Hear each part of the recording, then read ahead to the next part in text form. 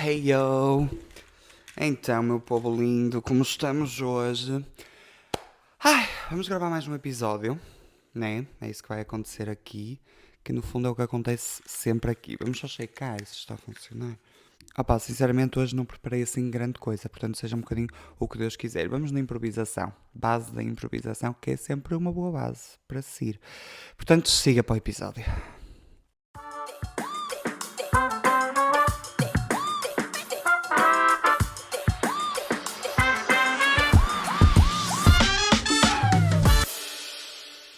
Eu tenho que me afastar para dizer a intro porque senão tipo isto estoura, porque eu grito normalmente, então vou-me afastar só um bocadinho. Esta luz, está a dar vontade de espirrar.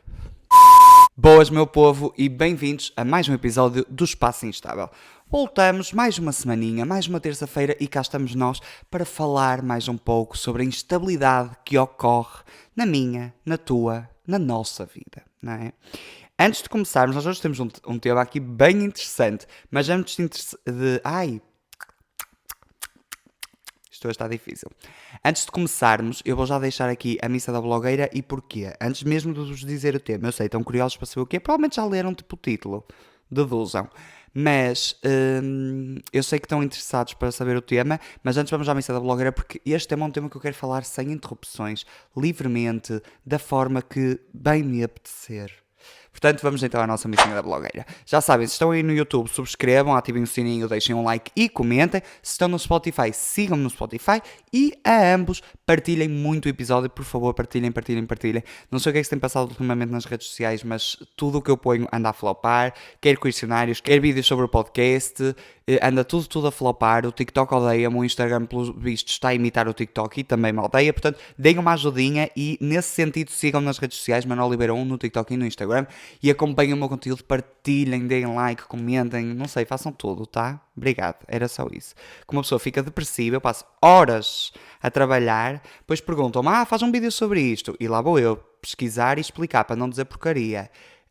E depois as pessoas deixam o vídeo flopar. Mereço isso? Não mereço, tá? Portanto vão lá, partilhem muito, sigam, acompanhem tudo aí. Missinha da blogueira terminada. Vamos então ao tema do episódio de hoje. Hoje vamos falar do quê? Vou fazer aqui uma pequena introdução. Há várias perguntas que as pessoas me fazem, vezes e vezes sem contas, durante a minha vida, que sempre me fizeram. Muitas delas são sobre dança, muitas delas são sobre como é que é ser um bailarino, algumas são sobre ter trabalhado em televisão. As pessoas perguntam várias vezes sobre esse tema, mas há um tema e uma pergunta em específico que é a rainha delas todas. E não é a pergunta sequer que vocês estão a pensar que seja a mais óbvia. Portanto, em segundo lugar, viria a pergunta: és gay? Essa é muito recorrente, mas acho que hoje em dia cada vez há menos pessoas com essa dúvida. E graças a Deus, porque não vos diz respeito a vocês tirarem essa dúvida ou não, tá? Isto fica já aqui uma dica, assim um pequeno disclaimer. Sempre que tiverem dúvidas sobre a sexualidade ou a identidade de género de alguém, não sejam rudes, tá? Não se intrometam naquilo que não vos diz respeito. Mas eu acho que assim, a pergunta more, a que leva ao prémio da primeira pergunta que mais me fazem é: e como é que foi quando te assumiste? Não sei porquê, mas toda a população mundial está a ser muito interessada no coming out das pessoas. Como é que é sair do armário? Como é que as pessoas lidaram? Os teus pais odeiam-te? Lidaram bem com isso? Os teus amigos deixaram de falar contigo? Toda a gente quer saber desse drama. E isto já são suposições da minha parte. Eu suponho que as pessoas também queiram que seja dramático, que seja assim agressivo. No meu caso não foi muito, mas é sobre isso que vamos falar. Vamos fazer uma espécie de expectativa versus realidade de sair do armário.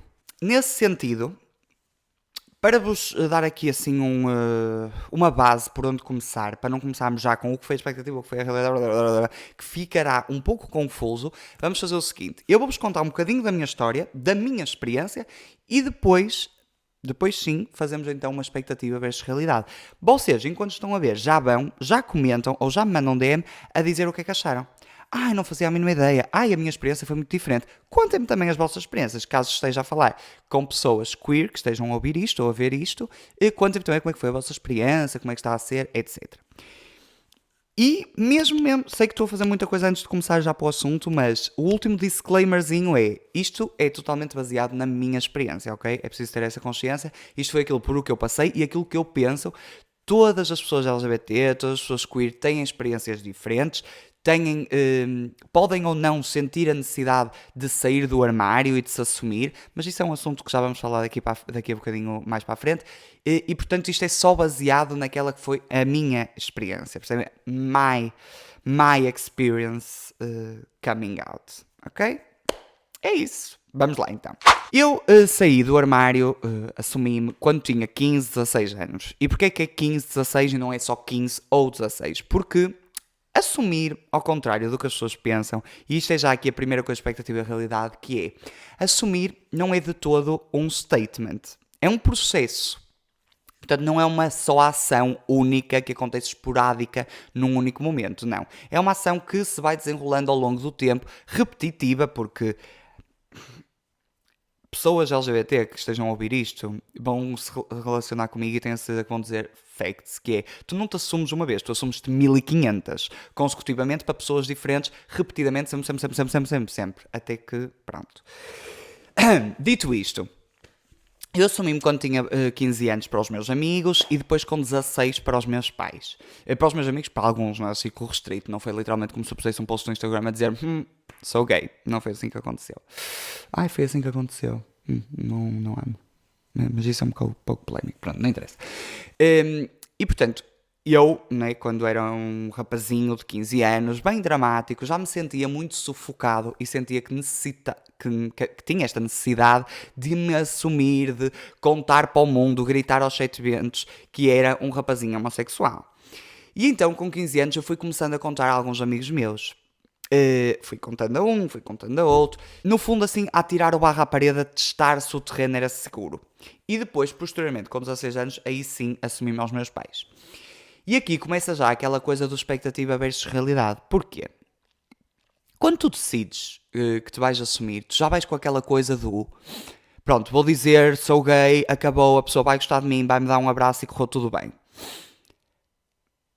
A primeira questão aqui é, e dizer, pois, é que primeiro que aquelas palavras conseguissem sair da minha boca, eu ficava meia hora assim, tenho uma coisa para te contar, ai, mas eu tenho medo de contar, ai, eu não sei, e primeiro que eu conseguisse dizer, eu sou, eram filhos, um dia de juízo, meus filhos, e eu dizia, eu sou, e depois primeiro que eu disse essa palavra gay, e depois quando eu dizia gay, parece que ecoava estranhamente nos meus ouvidos. Aliás, acho que ainda hoje, a palavra gay não, mas a palavra homossexual é uma palavra que me dá, não sei, tenho um trauma com essa palavra, não sei porquê, mas irrita-me muito e detesto, por exemplo, quando alguém me pergunta assim, és homossexual?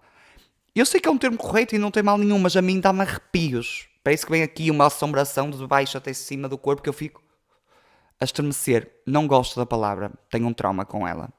Don't know why, não sei, não me perguntem. Mas pronto, fui começando a assumir-me, a perceber, era sempre muito difícil, havia sempre este processo de meia hora para conseguir dizer a frase eu sou gay, mas eu ia dizer graças a Deus, mas não, graças à Beyoncé, eu sempre tive muitos amigos que foram super supportive comigo, os meus amigos mostraram-me imenso apoio e principalmente estavam lá para mim, percebem?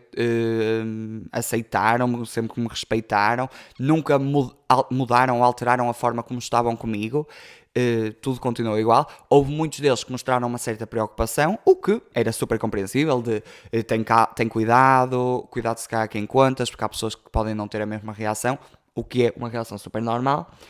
Mas eu, na minha cabecinha, tinha sempre um plano, que era, eu vou ganhar a coragem de contar aos meus pais e no dia que isto acontecer, ninguém me para. Vou explodir pelo mundo e acabou. E a partir daí não vou dever contas a mais ninguém. E entre aspas, não é? Porque ninguém deve contas de se assumir ou não. Mas era aquela cena de os meus pais são as pessoas mais próximas de mim, são aquelas pessoas que têm responsabilidade por mim, a quem eu não devo, porque ninguém deve nada da sua orientação sexual, mas que se calhar são aqueles a quem eu devo contar em primeiro lugar e que me podem ajudar e com quem eu devo desabafar. Então contei-lhes. E, mais uma vez, graças à Beyoncé, correu muito bem. Os meus pais reagiram super, super bem, foram 5 estrelas comigo. Mas, e toca aqui o primeiro ponto desta expectativa versus realidade, ao contrário daquilo que o Manel de 16 anos pensava e que acredito que muita gente pense, não foi de toda uma ação que ocorreu e acabou. Ou seja, o assumir não é uma coisa de uma vez. Infelizmente, nós temos que constantemente na nossa vida assumir-nos, quer seja por mudanças de percepção daquilo do que é a nossa orientação sexual, ou seja, quando eu me assumi para os meus pais com 16 anos, o conhecimento que eu tinha sobre o que é ser queer e ser uma pessoa LGBT era uma formiga.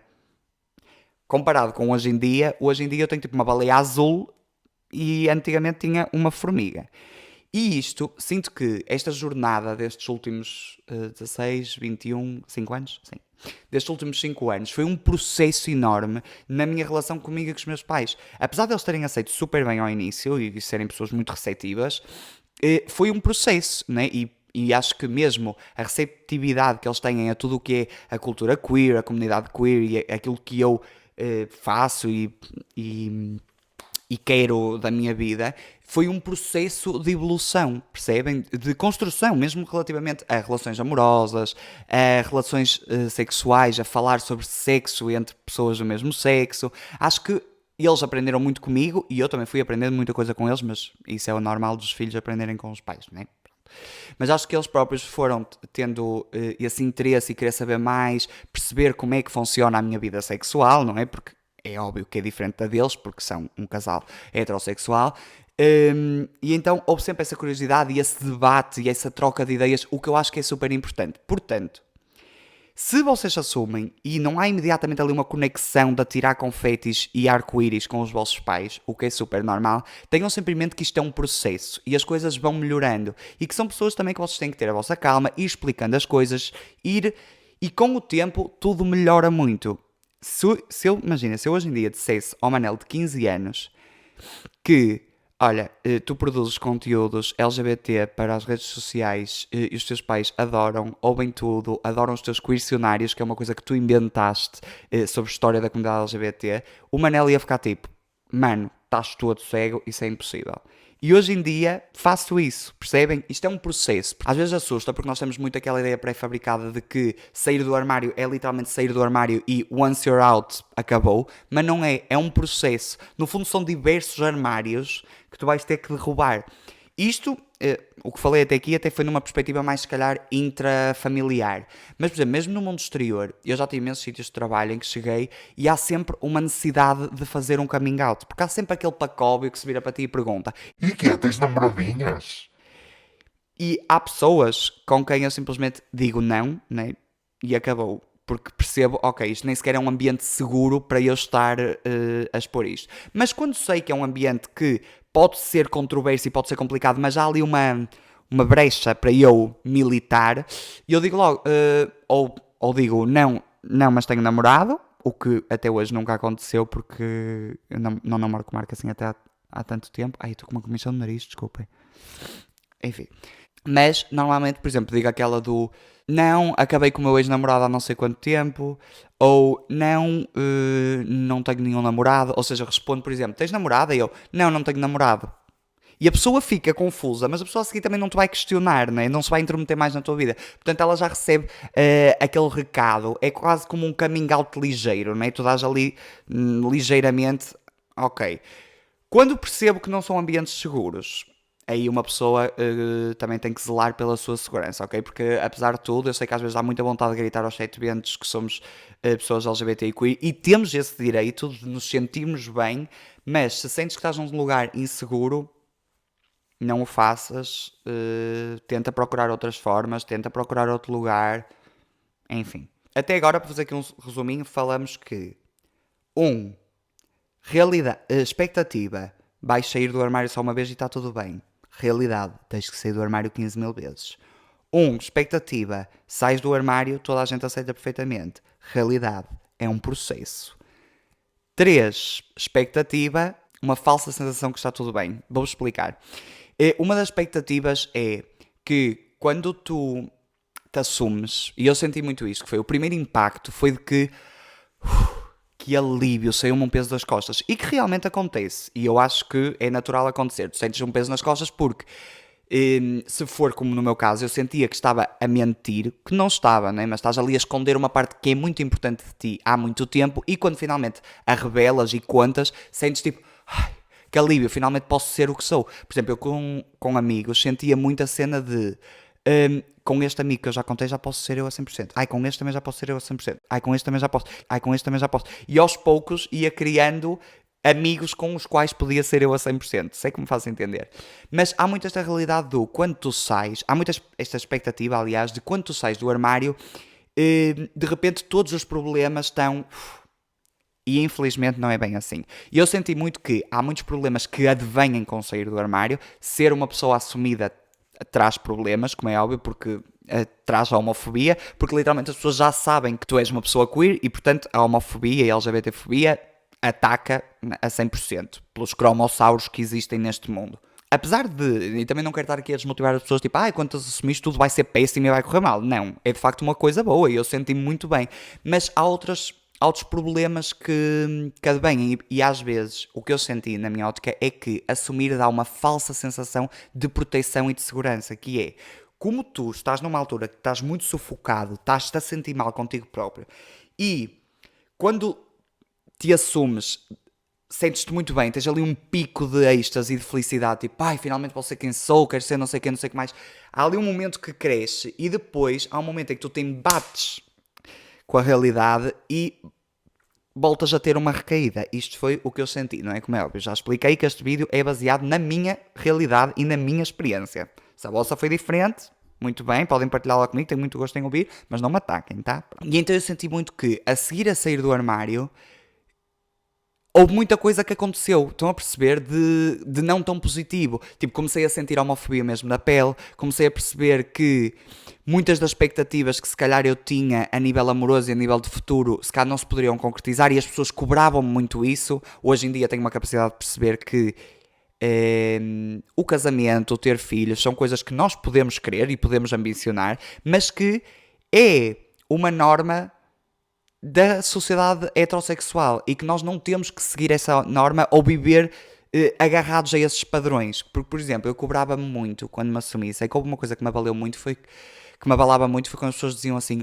e agora não vais poder ter filhos. Também imagina, é preciso ser mesmo um valente filho da para quando uma pessoa está num momento de se assumir e de fragilidade dizer isto, não é? Se as pessoas cortem essas pessoas das vossas vidas, que eu já cortei, mas havia isto: agora não vais poder ter filhos, e casar. E vamos só por aqui que isto é uma extrema ignorância, porque quando eu me assumi, foi em 2016, 17, já o casamento homossexual era legal há 6, 7 anos, tá? Porque passou a ser legal em 2010. Vou lançar um questionário sobre isso, depois vejam. Se cá já lancei, não sei quando é que este vídeo vai sair, pronto, timings não interessa. Mas havia muito isso, e eu próprio comecei a interiorizar aquela homofobia que era dirigida a mim e a cobrar-me isso. A dizer, tens a certeza que queres abdicar disso? Tens a certeza que vais abdicar disto que tu gostavas e não sei o quê? Quando isso não é de toda uma realidade e não tens que abdicar de nada.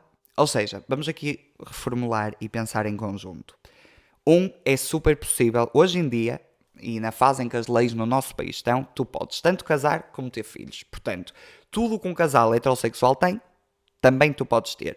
E 2, não quer dizer que o queiras e que o tenhas que ter. Porquê? Porque enquanto pessoas queer e LGBT, uma das coisas ótimas que nós podemos fazer é reformular a nossa narrativa e não seguir uma narrativa que foi feita, ou seja, que não foi feita para nós, percebem? Porque instituições como o casamento e as famílias tradicionais, não é?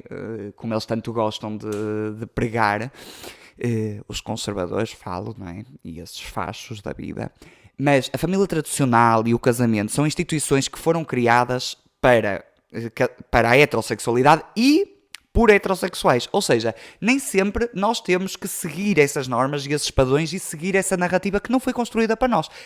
Isto para dizer o quê? Que cada um de nós pode construir a nossa narrativa e imaginar a vida e não se prender a isso. Portanto, não se cobrem essas coisas, porque eu senti que foi uma coisa que me abalou muito. A realidade, ou seja, a expectativa que eu tinha de que, a partir do momento em que me assumir, tudo vai ficar bem, e a realidade que foi um pouco de um choque de cobrar-me coisas que não me devia cobrar,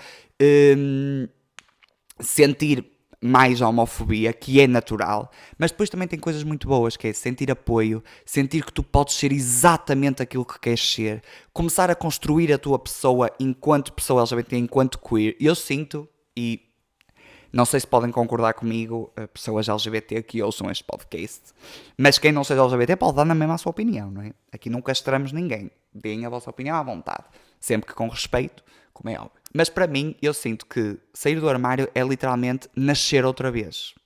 Ou seja, eu nasci em 2001, vivi a minha vida e volto a nascer em 2015, 16. Porque eu sinto que foi um ponto que marcou muito a minha vida e foi o início da minha descoberta enquanto pessoa. Eu sinto que foi a partir daí que eu comecei a viver... Foi a partir daí que eu comecei a viver a adolescência, e já tinha 15 anos, né? Mas comecei a viver a adolescência, comecei a descobrir-me enquanto pessoa, comecei a perceber as coisas que eu gostava e as coisas que eu não gostava, aquilo que eu ambicionava ser, aquilo que não ambicionava ser. Tudo isto, não é, relativamente à minha orientação sexual, comecei a explorar a minha orientação sexual, comecei a perceber, ok, tipo, vamos por aqui, vamos por acolá, e eu sinto muito que há ali um segundo momento de nascença, e aliás, há muitas teorias e tudo e estudos que acreditam que a nível psicológico as crianças queer passem por uma segunda, né, por um segundo momento de aprendizagem, porque na realidade é assim, enquanto crianças queer e pessoas, enquanto crianças LGBT, há muitas experiências que nós só temos mais tarde na vida. Namorar com 13 anos acontece, mas não com a pessoa que tu se calhar querias. Estão a perceber? Mas isso até é um assunto que eu posso trazer depois para outro episódio. Tipo, dating life enquanto pessoa queer, se calhar até seria giro. Pronto. São outros milhares. Mas pronto, é um bocadinho isto que eu queria falar aqui hoje. Como é que foi a minha experiência do coming out? Acho que disse tudo. Sinto que este vídeo pode ter sido um pouco confuso, mas eu estava só aqui a divagar mesmo. Não tinha assim grande roteiro. Só queria falar sobre isto. Espero ter-vos feito companhia. Espero que tenham gostado do vídeo. E queria só deixar aqui um último disclaimer, que é: para o caso de eu ter, tanto a ouvir como a ver, alguma criança LGBT que esteja dentro do armário ou não, mas que esteja a precisar de apoio, há imensas associações e organizações em Portugal que vos podem ajudar, e eu posso-vos tentar encaminhar para aquilo que eu acho que seja a melhor opção para vocês. Portanto, se tiverem algum problema, se não tiverem com quem falar, sentirem necessidade de falar sobre isto, mas não souberem como, eu posso-vos ajudar e encaminhar-vos para profissionais que vos ajudem. Existem profissionais gratuitos à nossa disponibilidade, através de associações, de abrigos para pessoas LGBT. Portanto, se estás num momento desses de conflito interior, de necessidade de falar, de perceber aquilo que se está a passar contigo, com a tua cabeça, com o teu corpo, é natural, tudo isso é normal. Não é ser diferente, é fugir a uma norma que foi instalada, mas está tudo bem. E portanto, se precisares de algum apoio, não hesites em contactar-me ou contactar todas as associações e abrigos LGBTQIA+, que estão disponíveis. E portanto é isso, só queria dizer que estou aqui para qualquer coisa que seja preciso, qualquer apoio extra e qualquer indicação que eu possa dar e fornecer e encaminhar às pessoas, estou sempre aqui. Portanto, tenham muita força, tudo melhor, a vida é muito bonita para ser vivida e é cheia de arco-íris e flores e tudo é lindo. Mais um episódio de Espaço Instável, vemo-nos na próxima terça-feira, espero que tenham gostado, não se esqueçam, sigam, partilhem o episódio, subscrevam, deem like, comentem, sigam nas redes sociais Manuel Oliveira 1 e é isso, até à próxima terça-feira, próximo episódio do Espaço Instável. Beijo!